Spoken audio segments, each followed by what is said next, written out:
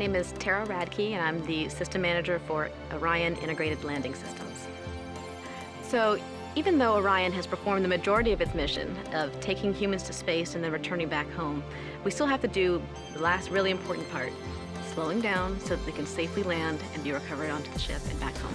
Orion's coming back from deep space and re-enters the atmosphere, going really fast. The guidance navigation control system does some maneuvering to help slow down the vehicle, and at that point, start looking for the right conditions to deploy the parachutes. The first parachutes that come out are the four-bay cover parachutes. They're mortar deployed, so they're fired basically with cannons out the back of the vehicle at 125 feet per second.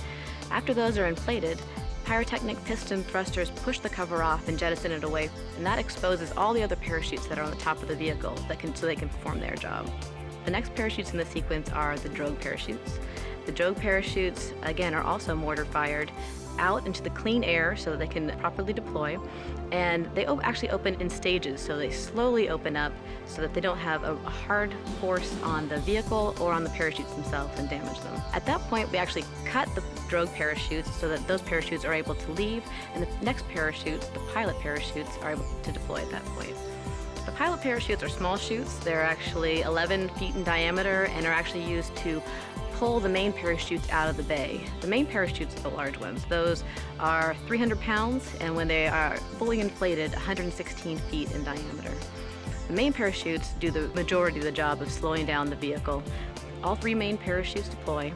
They also open in stages to protect the structure and the parachutes and the crew on board. And at that point, slow the vehicle down to about 25 feet per second when it lands in the water. Working in the descent and landing phase is really challenging. You're coming from extreme environments that you've had to go along on the ride the entire way. As we work with the parachutes, as we work with the GNC team and how all these pieces fit together, it feels like a very important job to make sure that we're taking care of the crew, that we're bringing them back safely, and that we land and keep the vehicle safe around them and are able to recover them safely.